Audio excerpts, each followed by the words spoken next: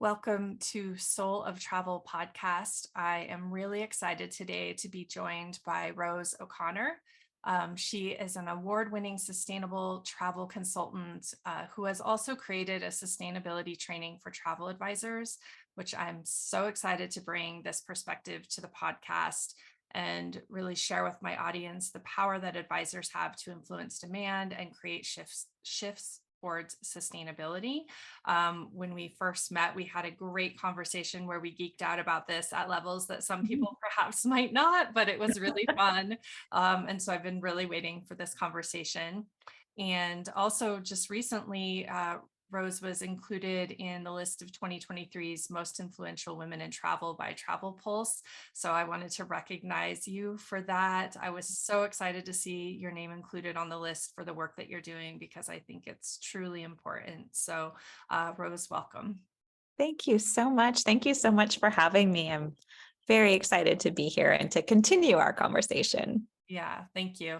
Well, before we get started, we kind of just had a fun moment of being real people before we started. And I was sharing that I have a little bit of a migraine and was feeling a little disoriented. And I shared that I have this little goddess statue on my desk that represents clarity. And I had ironically also picked up an essential oil that's called Clarity. So I'm being surrounded by that, but just sharing that because I think, sometimes as women and business owners and all of the hats that we're wearing, we forget about the self and the human aspect of it. And I just wanted to acknowledge, the existence of that in the context of this conversation. So it was kind of nice to start with some realness. Absolutely. Yeah. 100%. So, Rose, before we get into our conversation further, I'd just like to invite you to introduce yourself, tell a little bit more about who you are and the work that you're doing. Sure. So I'm Rose O'Connor. I'm the founder and CEO of a company called Sustainable Wanderlust, which is a sustainable travel consulting firm. We work with a variety of clients from travel agencies to individual advisors to hotels and on-site companies, helping them develop and initiate sustainability strategies.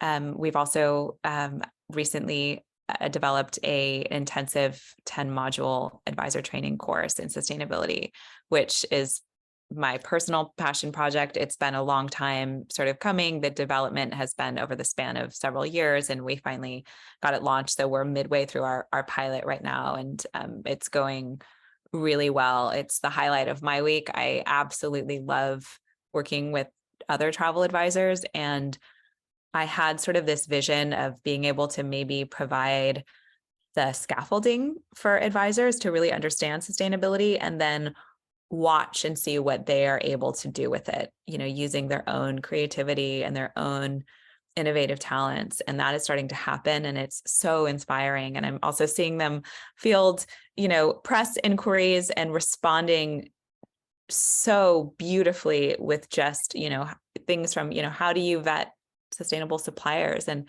their responses are so thoughtful and so knowledgeable. And it's just making me so excited and hopeful for our industry. I should also say I'm finishing my master's degree in sustainability. I will be graduating in a month. So that has been kind of the core. And I know that's another thing we share is having sort of an educational background, but that's really been the core of a lot of sort of my learnings and really informs the work I do with companies and advisors.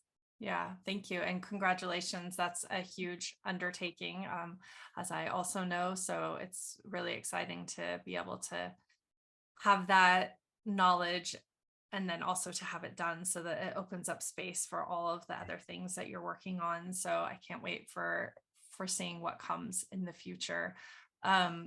To kind of get to understand a little bit more about your path, how did you fall into the tourism industry, or really where did you first kind of fall in love with travel and then know that this is the place where you wanted to work to create a positive impact in the world?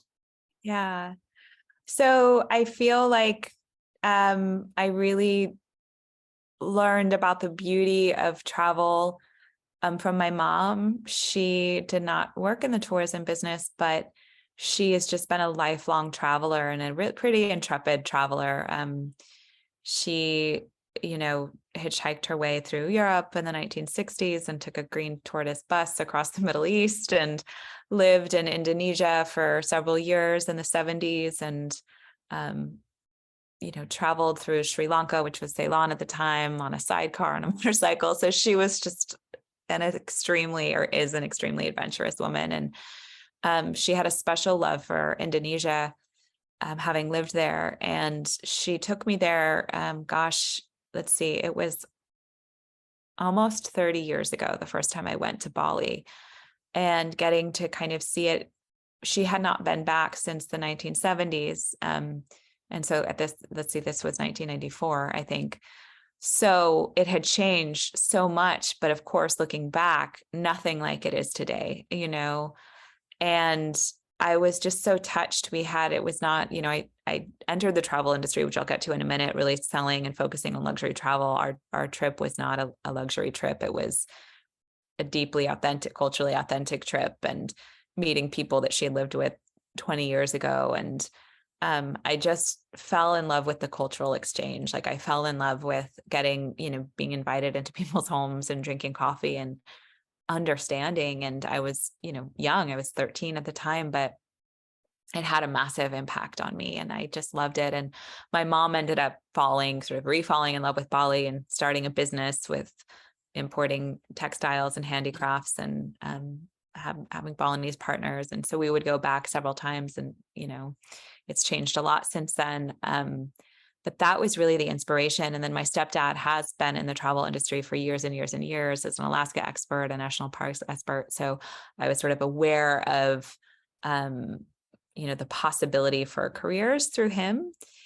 And I entered the business as a luxury travel advisor about 7 years ago. So I haven't been in the industry that long. I had been working in the financial sector for a while and felt undernourished. I worked with really wonderful people and good companies, but I just was not, I could not fathom kind of doing that the rest of my life. And started selling luxury travel and fell in love with many aspects of the industry, but again, felt this real compelling need to try to drive positive impact. And that sort of led me on the path to where I am today. Yeah.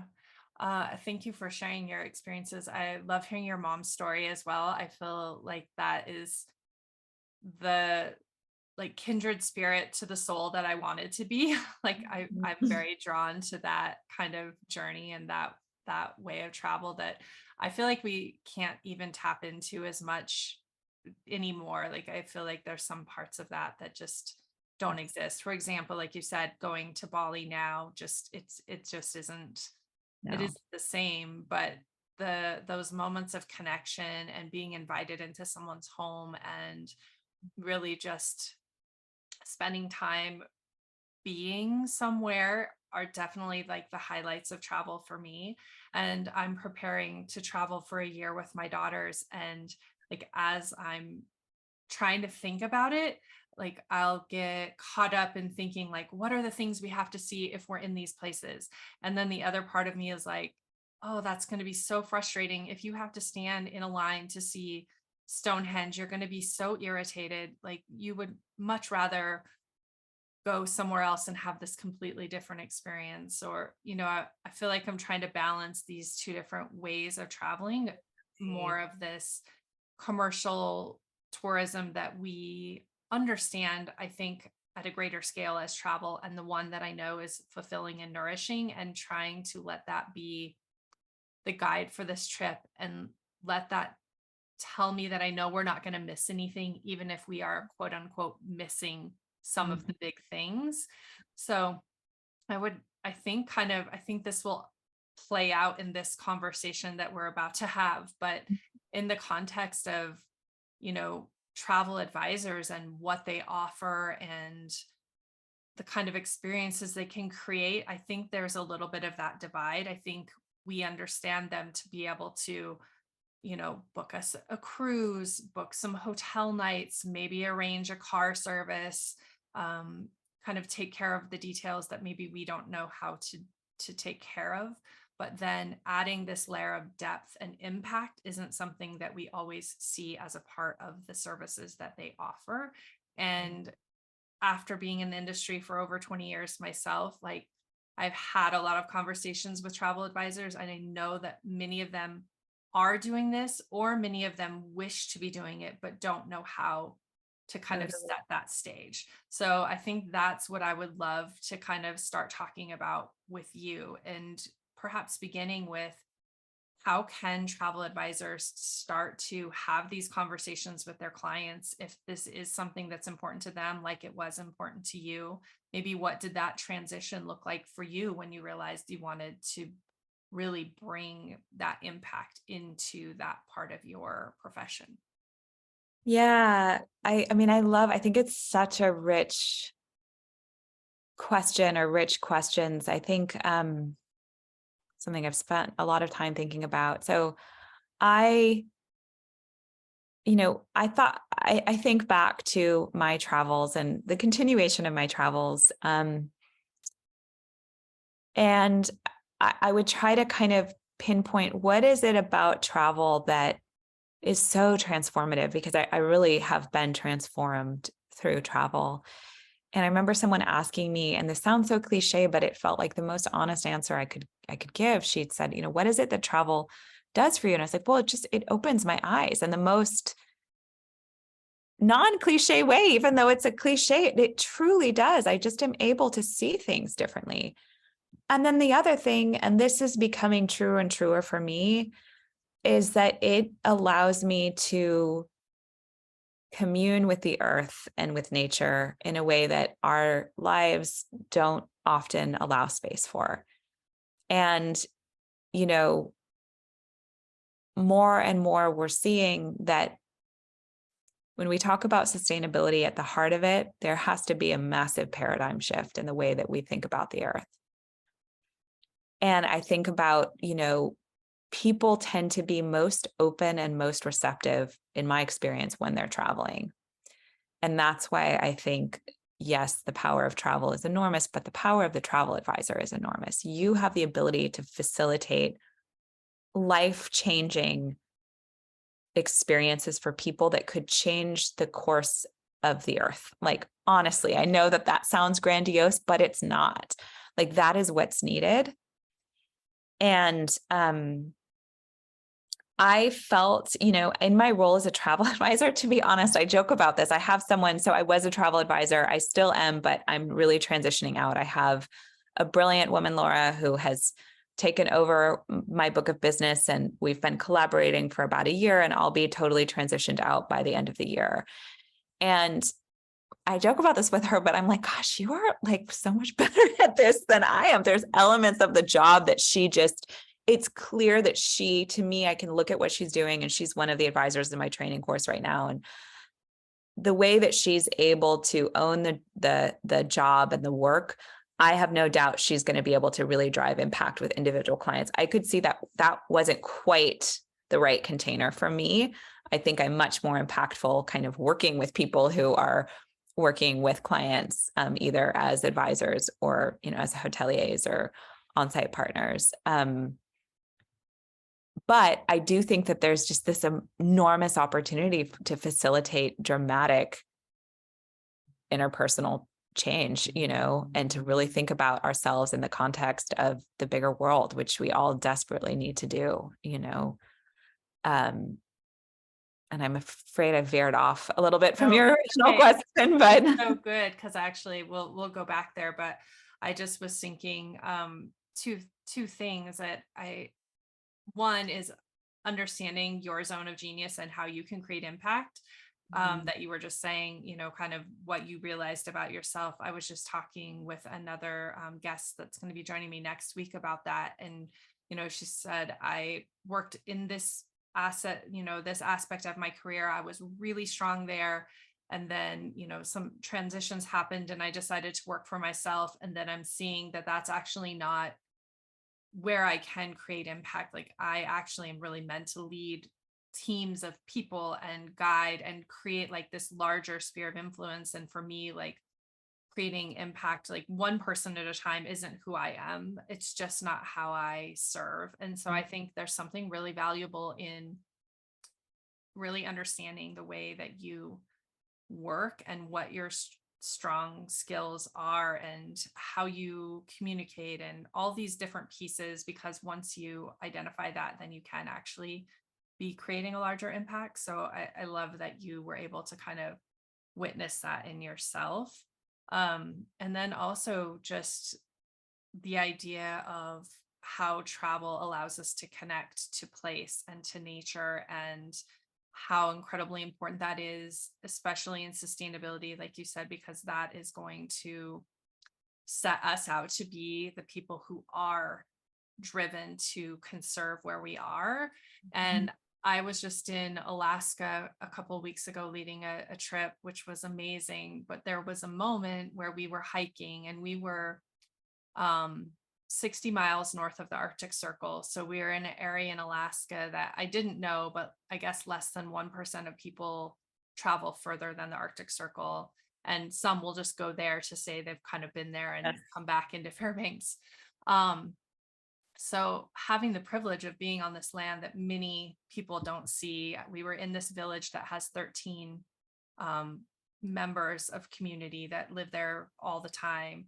And the man that was leading our hike was saying, we were in such awe of the beauty of where we were and the ruggedness and the challenges it takes to live there, and why this place was so important. And he said, this is why I'm doing this, is because when people see and understand and feel this, then they will feel obligated to protect what is here. And I think that's like one of the crazy, the dichotomy of travel. Like, you have to see it to protect it, and by seeing it, sometimes you're doing a disservice to it, and trying to find the balance of that. So that really resonates with me, what you were saying.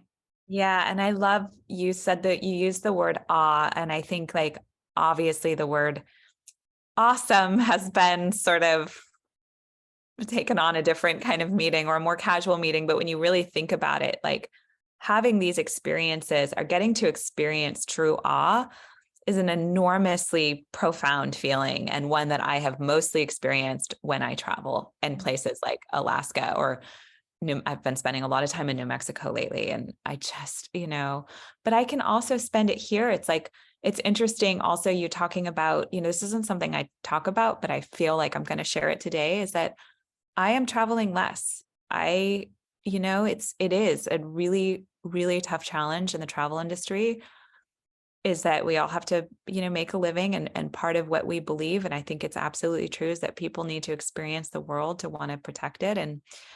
But I also think we all need to travel less right now, and at least travel with more purpose.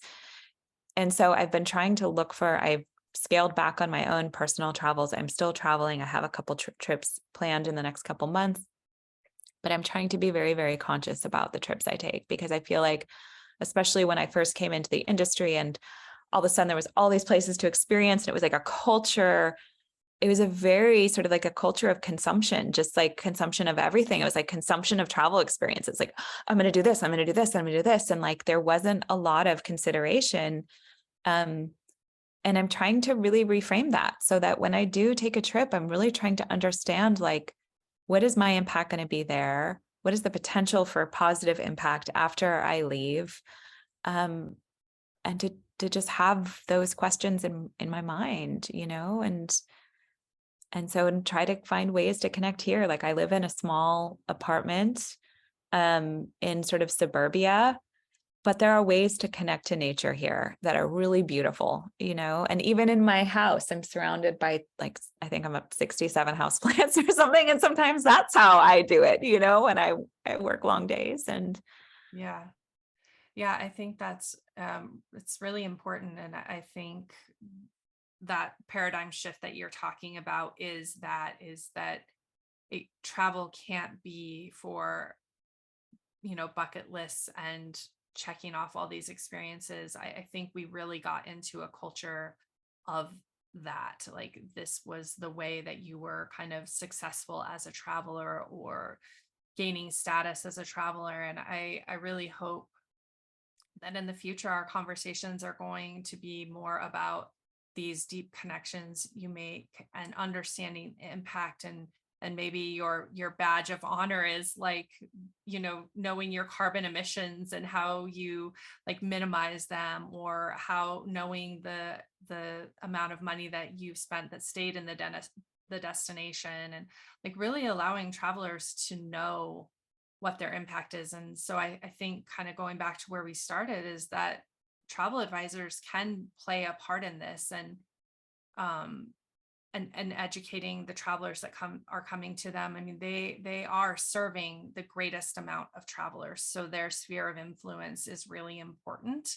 And Mhm. I think that they can have a huge impact, an impact that I can't have as a tour operator that's taking, maybe 30 travelers a year, because I'm only doing a few trips and I'm Mhm. only taking very small groups so that I can be conscious of the impact that I'm creating. So I am not creating that larger impact through my company. But if you look at the amount of people that travel advisors touch, they can start to really create that impact pretty quickly. And they can also really influence the tourism supply chain and what, hotels and airlines and cruise companies and operators are offering. So I would love to kind of talk about that sphere of Yeah. things. Yeah. So, I mean, I think you just hit the nail on the head. I think that travel advisors are really in this, unique and enviable position of influencing supply and demand. Um, and it's funny because the more I've learned and the more I've kind of started to develop training content, um, this is I don't want to. Let's see. I'm going to say what I'm going to say, and then I'm going to clarify. I put I think of it as a pyramid. So I think about like education as like the foundation, because what I'm finding is a lot of advisors are like, I don't know how to have the conversation with the client. But what I try to help them understand is that that's like the tip of the pyramid. Like at the bottom, you really need to have an understanding of what we're talking about. So just kind of diving into the course, because now tomorrow will be module 6. So our first 5 modules have been an sustainable travel 101. So what are we actually talking about? Because you've probably encountered this a lot.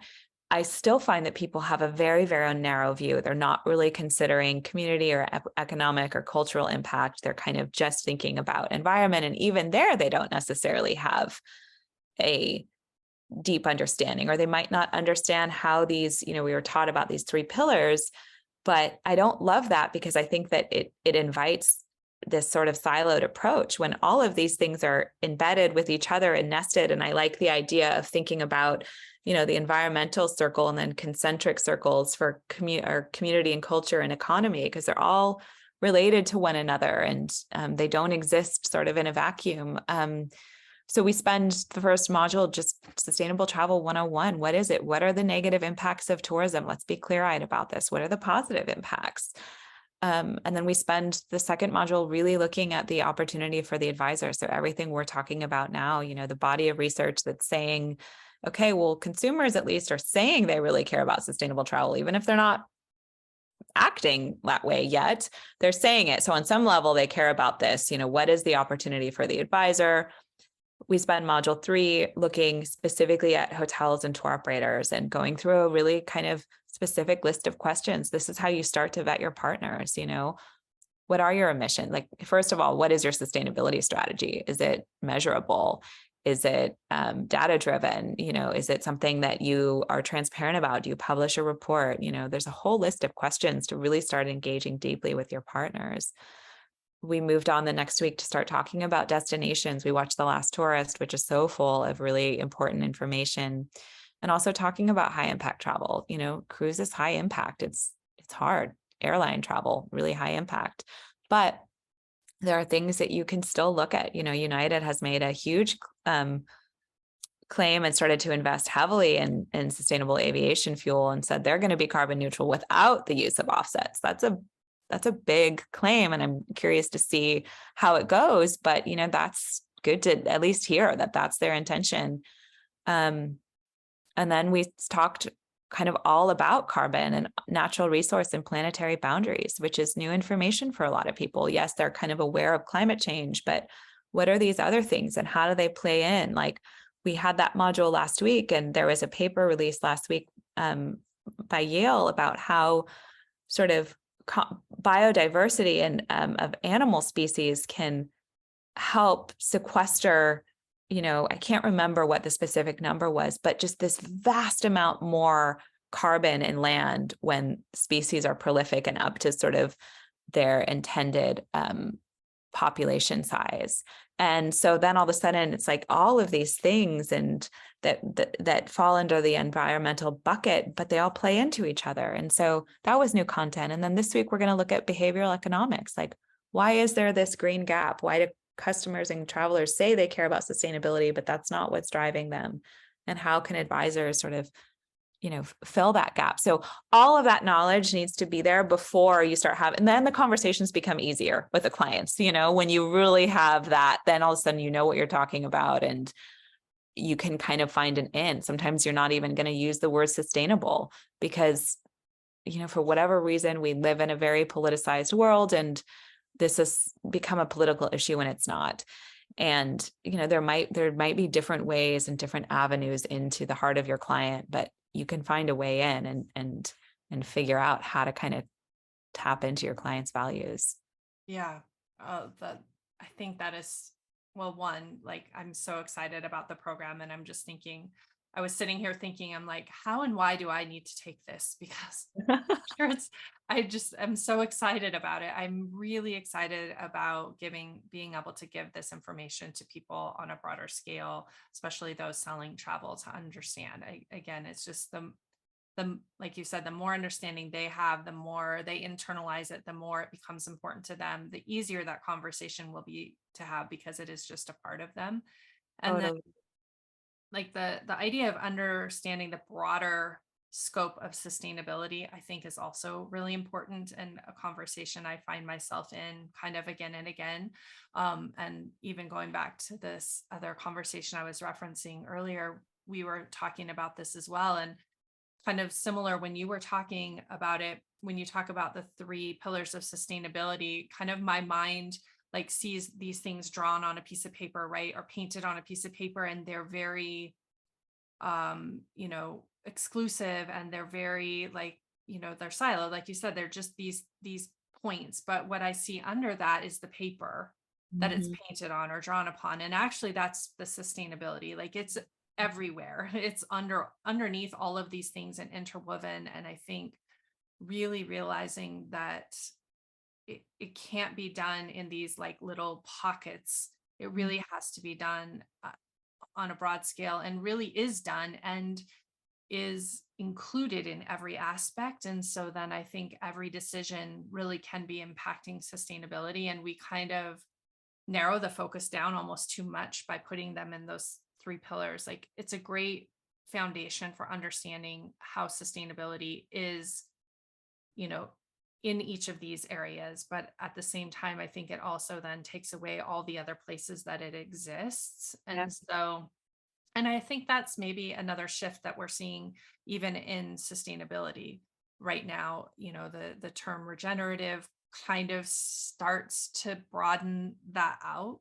But I Yeah. think it'll be interesting to see in another 10 years that, kind of like you were saying, like we won't even maybe use the word sustainable. Hopefully it's just kind of a paradigm shift that has occurred where all of these things are in consideration within the context of travel. Yeah, absolutely. Well, we started talking a little bit about the course and kind of got to the point of the education and the foundation. But I would like to kind of think about more, what are agents taking away from this course by the time, I know you're kind of going through it for the first time, but what are you noticing people are seeing? How are they responding to the information? You mentioned that they're already kind of bringing their own expertise and their lens and their enthusiasm to it. How is the course evolving because of that, or what are you seeing as the potential? Well, I should have mentioned this because this is hugely foundational to the course, but in the first session, sort of in the defining sustainable travel, we looked at the SDGs, the Sustainable Development Goals, and had them kind of do an exercise that really looked at the intersection of, what they're most passionate about in life, not just about their jobs, but in life, what are they best at, and kind of what really drives them and motivates them. And then we asked them to really align that to the best of their ability to an SDG, or maybe two SDGs. And they all picked one, and that has been sort of their anchor throughout the course. So everything that we ask them to do going forward, and there's homework associated, it's intensive. We give a lot of reading and a lot of homework. And we also ask that they attend, at least 8 of the sessions live, like cameras on. It's Zoom, but it's recorded, but we really want that engagement and participation.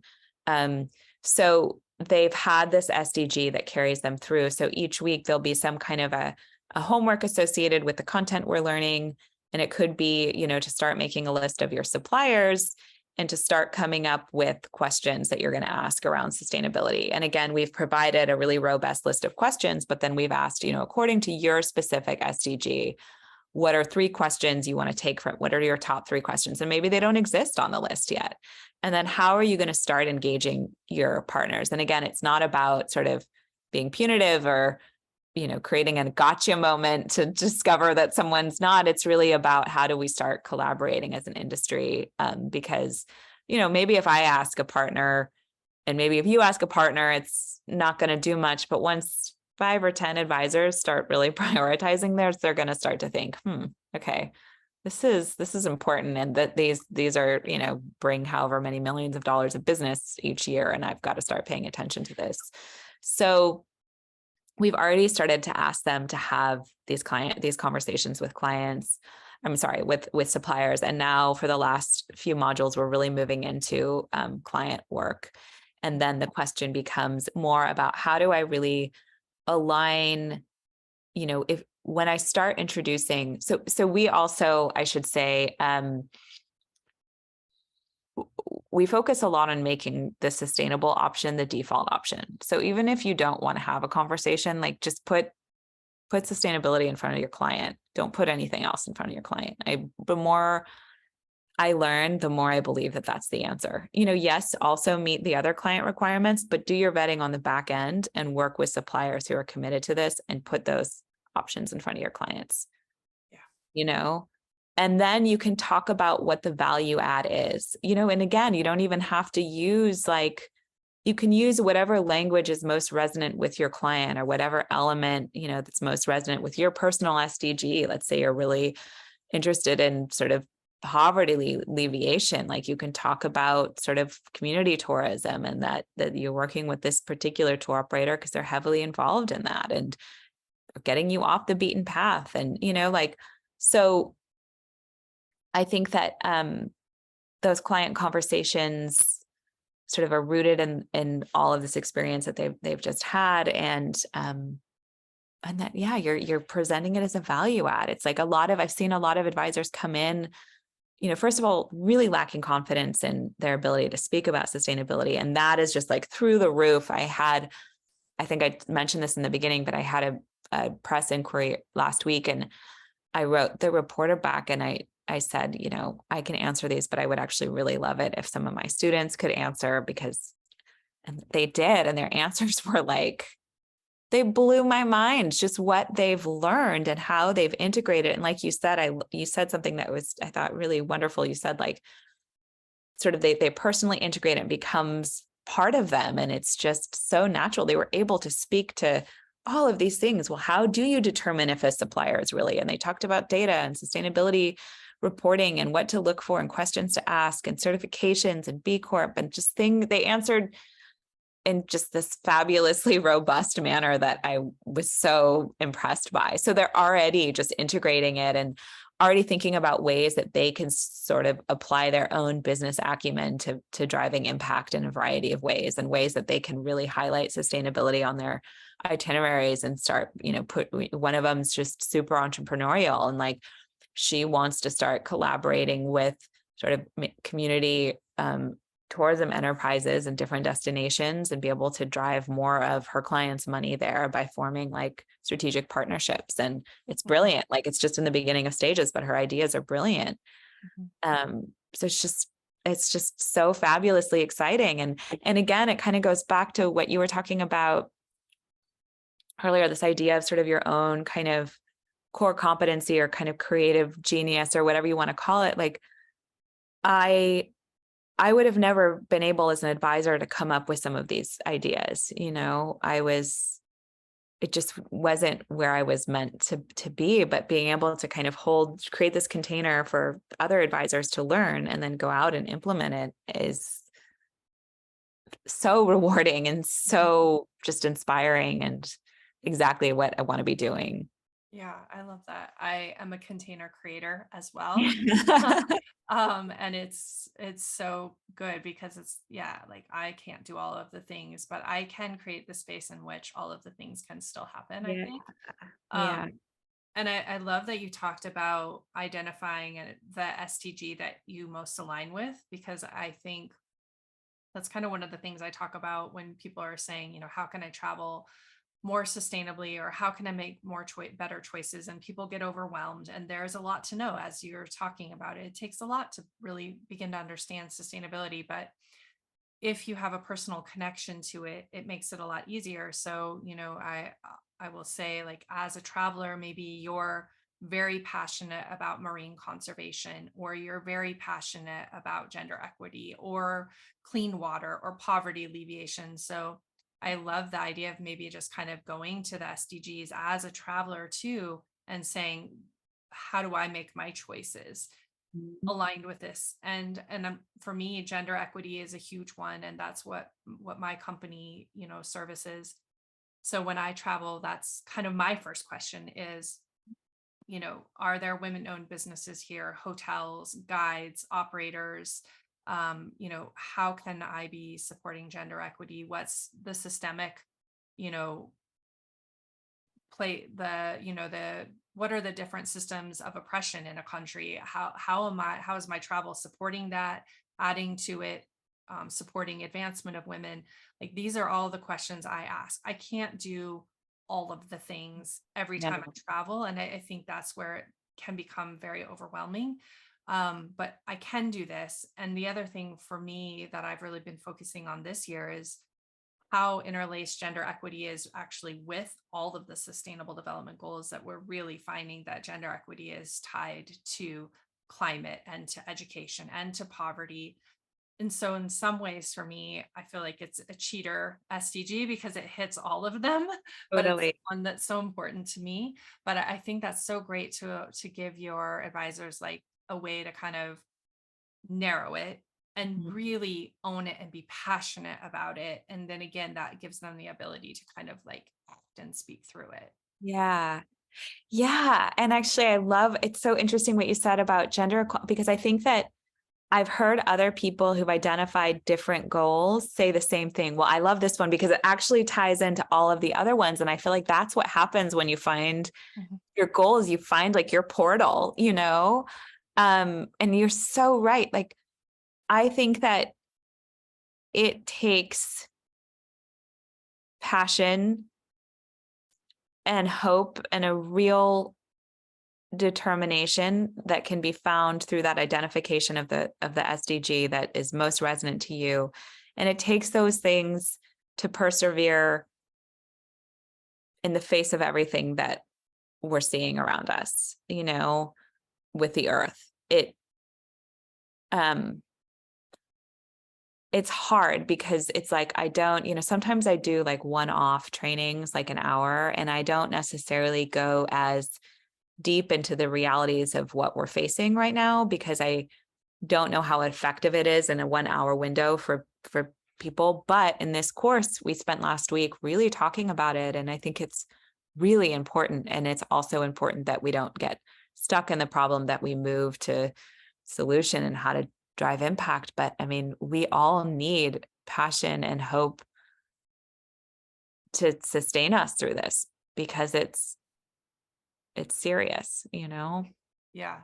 And I do think the kind of narrowed focus gives us that, because we can we can take an action that really does Yes. feel like we're creating an impact. And Yep. even if it's little, but if every person has their own that they're working toward, then everyone is creating impact. And so I think Yeah. it's just really important. I think that's the other thing is people are like, well, I can't solve, this. So why try? Well, oh my goodness, please don't try to solve this. It Yes. would be great if Yes. you were the person that could, but Totally. you're going to just freeze. We were also talking about perfection paralysis before we got on this call as well. And like, I Yeah. think that's the thing is like with sustainability, people really feel like they're going to do it wrong.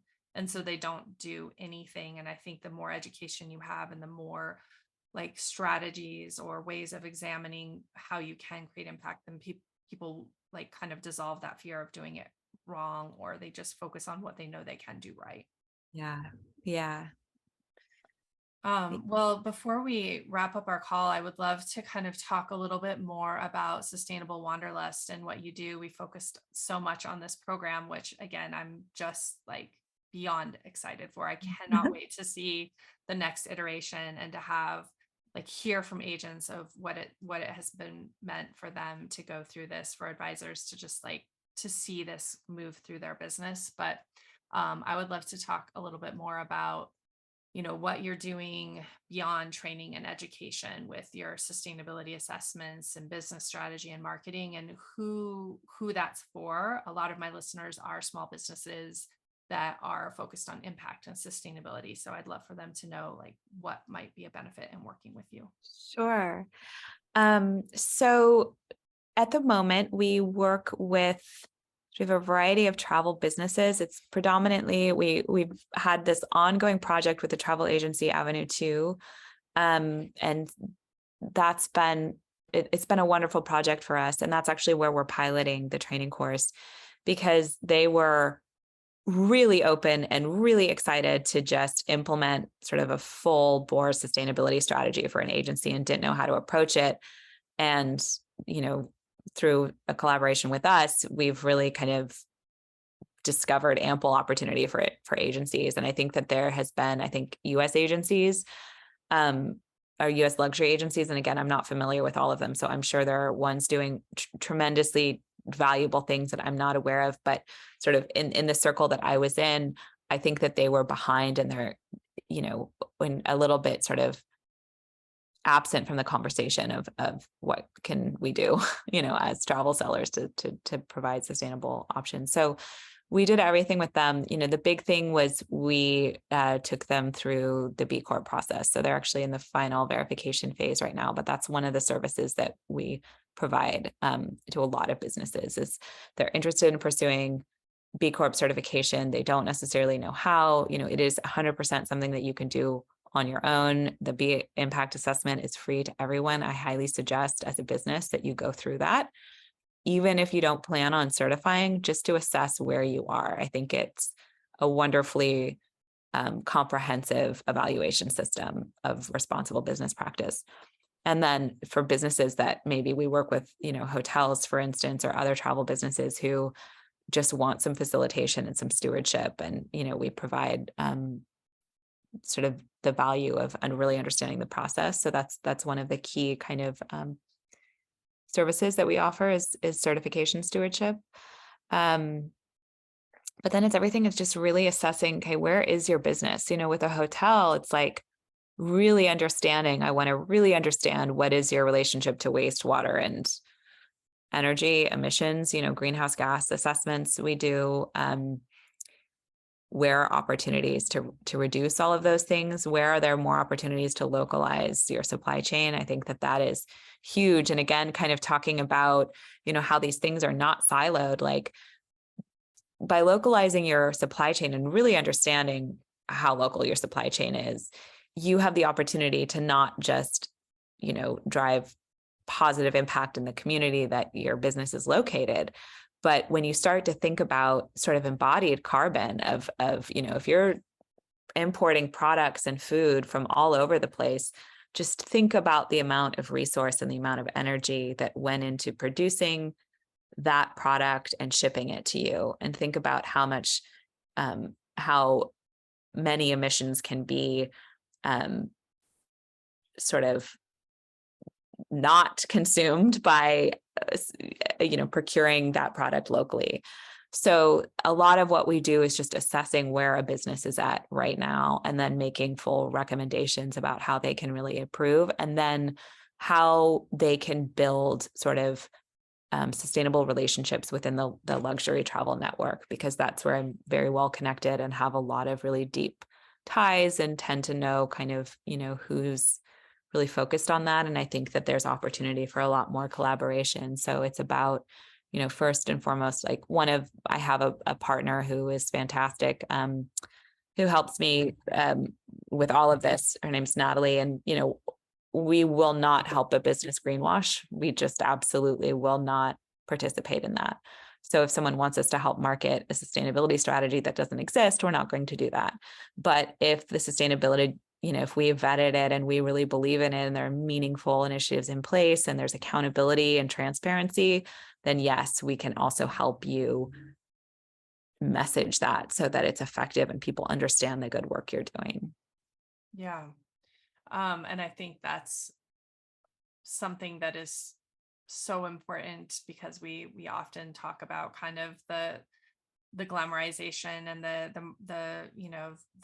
trends of these topics becoming marketing points. And so we've clearly seen that in waves over the past 10, 15, 20 years of what is the buzzword that is centered around this area of travel. And so that's been one of the really frustrating things, is then people become disenchanted with this thing, because I think it's just a marketing ploy and not an actual action strategy. And I also think we're hopefully moving past that, that people now do really realize that it is, for many businesses, they're an extension of their core values and the way they are actually operating in the world. But I think it's important still to just realize that can't be, the standalone way of your marketing. And I think, even like you said, a lot of businesses are not using any of the words like sustainable or eco-friendly or community-led or community-based or anything, because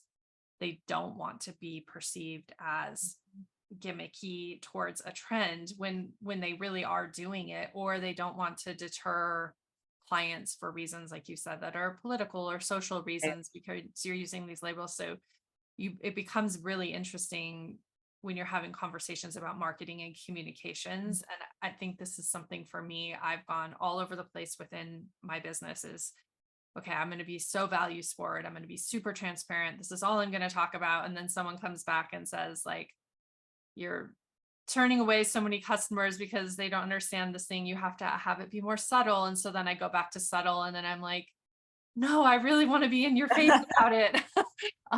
So I think it's so interesting. So that really, I relate to advisors having those same questions and concerns, because even marketing my business, I have gone through that. So I think that you being able to guide businesses and how to create a foundation, going through the B Corp assessment, like you said, whether you're applying or not, understanding where you are, and then choosing how you're going to talk about this is really important for a business. Yeah. Well, before we wrap up, I just have a few rapid fire questions, but before that, I just want to give you the chance to share how people can get in touch with you. If you have any information about beyond the pilot program, if people can be following you to find the next iteration of this, I would love to be able to share that as well. Yeah. So I think the best way is probably Instagram.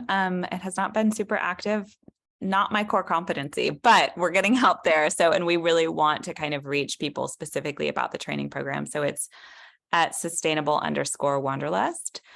And then sustainablewanderlust.com is our website. And then you can find me on LinkedIn, where I'm probably a little more active, and that's Rose O'Connor. So those are the best ways. Yeah. Great. Okay, well, we'll jump into these last few questions then. What are you reading right now? Oh gosh, I love this. So I'm actually listening on tape to Braiding Sweetgrass, which I had never read and is as magical as everyone said. I just finished Entangled Life. So it's a fantastic book about mycology and mushrooms. And then I'm also reading Thinking Fast and Slow. I just picked up because I'm really interested in this behavioral economics and why people make the decisions that they make, and ties into a lot of what we were talking about. Yeah, I love that you're reading multiple things in multiple Yes. formats, because I have found that that's Always. how I'm consuming information as well. And when I was just in Alaska, we had quite a conversation about braiding sweetgrass, and how just incredible that book is. So I would highly recommend it. I think most of my listeners would really take so much from reading that It book. is wonderful. Like, get it. It's so wonderful. Yeah. Yeah. Yeah. And then to kind of go back to our beginnings of this conversation with oils and goddess statues and stones, I was doing a yoga session and we were pulling cards, and right after that conversation I had pulled a card about sweetgrass.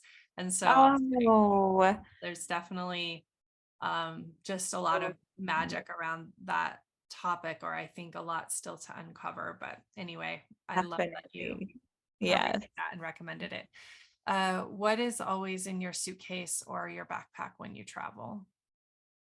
My camera. I like to take pictures, especially wildlife pictures and Mhm. landscape pictures.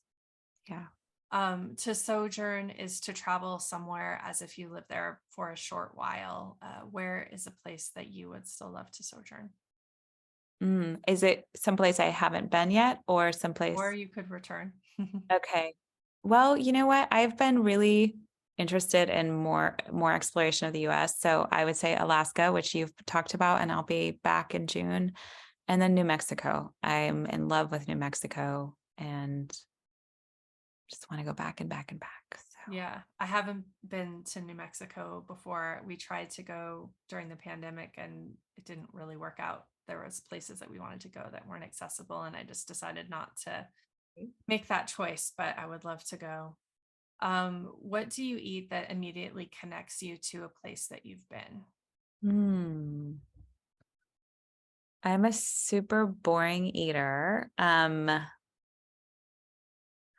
But I think actually going back to sort of the Bali, there's like black rice pudding that I'll still eat. And I remember vividly from the first time I went, just authentic black rice pudding. And I can remember the monsoons. And this is the other thing about travel. It connects me so deeply with my mom, and will for as long as I'm on earth. And it'll Yeah. always be special.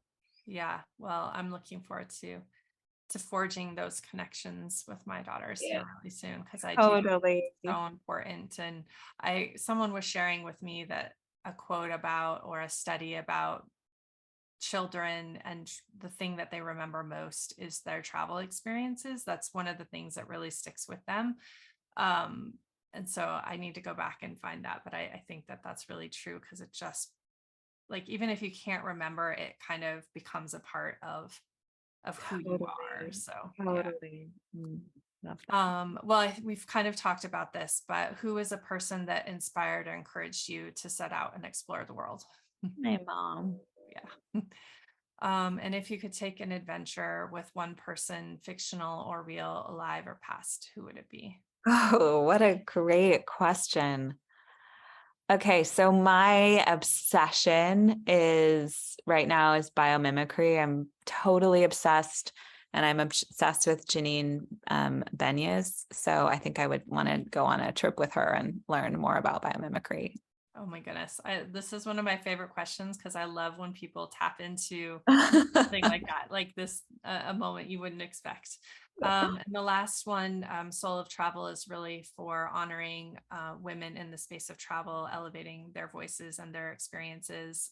Who is one woman in the tourism industry you admire and would love to recognize in this space?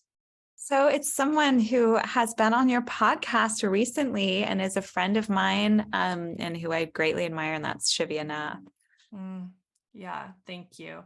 Yeah, she is incredible. She's one of the people I wish I could have a 12-part conversation with, because Totally. she has so much knowledge and insight and care and wisdom. So thank you for Yeah. recognizing her Yeah. in the space. And for anybody listening to this episode, make sure you go back and listen. I know that she and I had a little bit of a connectivity issue, but the conversation is really beautiful and worth the time to listen. So Thank you, Rose, so much for joining me. Like I said, I've just been so excited by your work, and I am so glad to have brought it to the podcast. And I can't wait to kind of check back in with you and hear Mm. how much impact that you've been able to create through the work you're doing. Thank you so much. This was lovely. It's such a wonderful way to spend an hour, and I really appreciate being here. So thank you. Thank you.